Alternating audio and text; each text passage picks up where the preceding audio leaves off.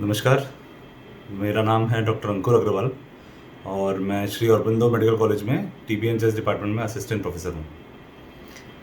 पिछले एक साल में लगभग इस महामारी के कोरोना के 15 से 20 हज़ार पेशेंट्स मैं देख चुका हूँ और मैं ये वीडियो इसलिए बना रहा हूँ कि मैं आप तक ये जानकारी पहुँचाना चाहता हूँ कि इस बार जो पीक है, जो वायरस का म्यूटेंट है, वो कितना खतरनाक है। जब सितंबर अक्टूबर के टाइम पे जो पीक चल रही थी, उस वक्त केसेस बहुत थे, बहुत लोग इन्फेक्ट हो रहे थे, बहुत लोगों को 80% 90% निमोनिया भी हो रहा था।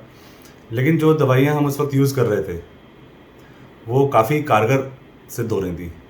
जो हम दे रहे थे लोगों को, उससे लोग बच रहे थे, जानें बचा पा रहे थे। यंग लोग इतने ज़्यादा नहीं इसमें अफेक्ट हो रहे थे, प्रेग्नेंट लेडीज़ इतनी ज़्यादा नहीं अफेक्ट हो रही थी। लेकिन इस बार बहुत ही ज़्यादा यंग लोग, 25 साल से ऊपर के लोग, खासकर 25 साल से ऊपर के और 40 साल से नीचे के लोग काफ़ी ज़्यादा सीवियर निमोनिया के साथ आते हैं और इन पे कोई दवाइयाँ काम नहीं कर रही हैं।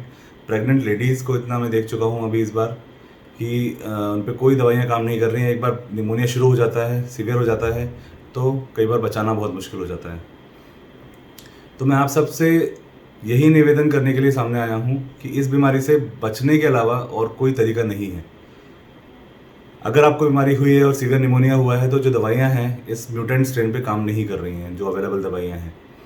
तो आपको मास्क तो पहनना ही है, बहुत अच्छी तरह से पहनना है, नाक से ऊपर पहनना है, अच्छी क्वालिटी का मास्क पहनना है, ये बहुत ज़रूरी है। दूसरा, वैक्सीनेशन सबसे ज़्यादा ज़रूरी चीज़ है इस चीज़ में। वैक्सीनेशन के 2 डोजेस कंप्लीट होने के कम से कम 28 दिन बाद से प्रोटेक्शन शुरू होता है।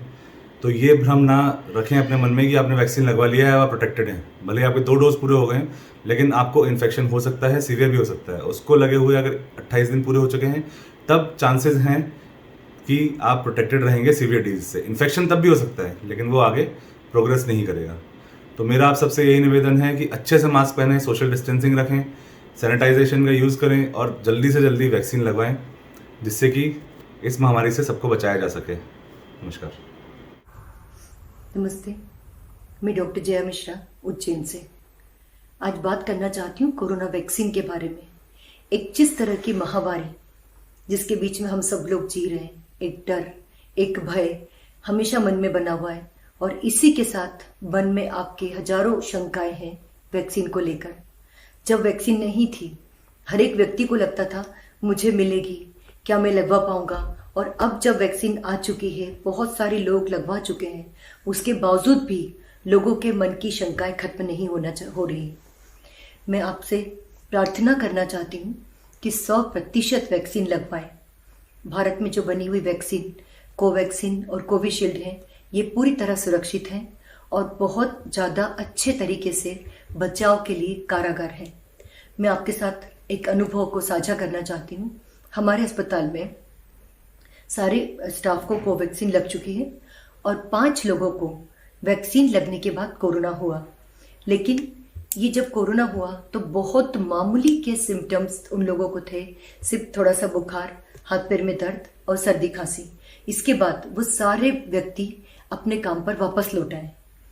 कोरोना की वैक्सीन इस बात की गारंटी नहीं देती कि आपको कोरोना नहीं होगा, लेकिन ये बात 100% तय है कि अगर वैक्सीन लगने के बाद कोरोना हो रहा है तो आपकी जो इम्यूनिटी है, आपका जो लड़ने वाला तंत्र है, वो इतना मजबूत है कि कोरोना को आपके ऊपर हावी नहीं होने देगा, किसी भी तरह की जटिल समस्या आपकी बॉडी में नहीं आने देगा और 100% आपकी जान बची रहेगी। इसलिए वैक्सीन लगवाना अत्यंत आवश्यक है। अब बात ये आती है कि कौन सी वैक्सीन, आप कोवैक्सीन या कोविशील्ड जो भी लगवाना चाहते हैं या जो भी अवेलेबल है, क्योंकि आपको चॉइस नहीं है, अवेलेबिलिटी के ऊपर है। आपको जो भी वैक्सीन मिल रही है उससे 100% लगाएं और एक ही वैक्सीन को दोनों बार लगवाना है। इसमें आपको चॉइस नहीं है कि अभी आपने एक बार दूसरी लगाई और दूसरे टाइम दूसरी चूज कर ली। बिना डरे जो वैक्सीन आपके लिए अवेलेबल है उसे 100% लगवाएं। और वैक्सीन को लगाते समय जो सावधानी बरतनी है वो ये है कि अगर आप किसी भी तरह से इम्यूनो कॉम्प्रोमाइज्ड हैं या आपकी इम्यूनिटी पहले से बहुत ज़्यादा कम है, किसी आप ब्लड थिनर या खून को पतला करने वाली दवाइयाँ ले रहे हैं, या आपको एलर्जी किसी पिछली बार वैक्सीन लगने पे हो चुकी है, या किसी और चीज़ से एलर्जी की शिकायत आपको है, या आप प्रेग्नेंट हैं या बच्चे को दूध पिलाते हैं, ये सारी बातें आपको अगर है तो आपको डॉक्टर को बतानी पड़ेगी और उस स्थिति में आपको वैक्सीन नहीं लेना है। अदरवाइज जिस भी व्यक्ति को वैक्सीन की फैसिलिटी मिल रही है 100% लें। आमतौर पर लोग सोचते हैं वैक्सीन लगाने के बाद रिस्क क्या हो सकता है, तो रिस्क ये होता है कि जब आप वैक्सीन को इंट्रामस्कुलर लगाई जाती है डेल्टॉइड के ऊपर, लगाने के बाद लगाने की साइट पे हल्का सा दर्द, जलन, लालपन, खुजली, हल्का सा बुखार, बॉडी एक, कभी कभी सिर दर्द, घबराहट या पेट दर्द, सिर्फ ये छोटी सी मामूली सी तकलीफें हैं जो कि वैक्सीन के बाद हो सकती हैं और अभी तक कोई भी long term side effect in vaccine में नहीं देखा गया है। वैक्सीन को लेकर जो भ्रांतियां हैं उसमें से अभी जो विशेष रूप से मैं सुन रही हूँ या जो चल रही है कि ये महावारी को अनियमित कर देती है या बंध्याकरण कर देती है या बच्चे होने की क्षमता को खत्म कर देती है। आप यकीन मानिए इस वैक्सीन का महावारी से कोई संबंध नहीं है और ना ही ये वैक्सीन बाद में आपको इनफर्टिलिटी या बच्चा पैदा नहीं कर पाए ऐसा कुछ स्थिति उत्पन्न करेगी। उम्र से भी इसका कोई संबंध नहीं है। 18 साल के बाद, 18 साल से कम लोगों के लिए वैक्सीन नहीं है।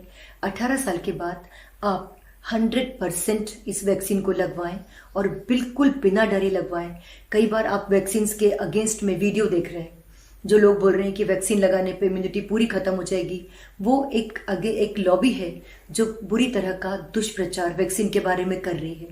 किसी भी प्रकार की भ्रांति में ना पड़े क्योंकि कोरोना से बचने के सिर्फ 3 उपाय हैं, 2 गज की दूरी, मास्क और वैक्सीन, साथ में हैंड हाइजीन। यही चीजें हैं जो कोरोना से हमें बचा सकती हैं। हम सभी देख रहे हैं वर्तमान परिस्थितियों में वायरस की जो फर्टिलिटी जो बहुत खराब, बहुत अजीब वायरस है ये, इसका ड्रग्स का जो ट्रीटमेंट जो पहले असर कर रहा था वो काफी हद तक हम लोग समझ नहीं पा रहे हैं। दवाएं कम असर कर रही हैं।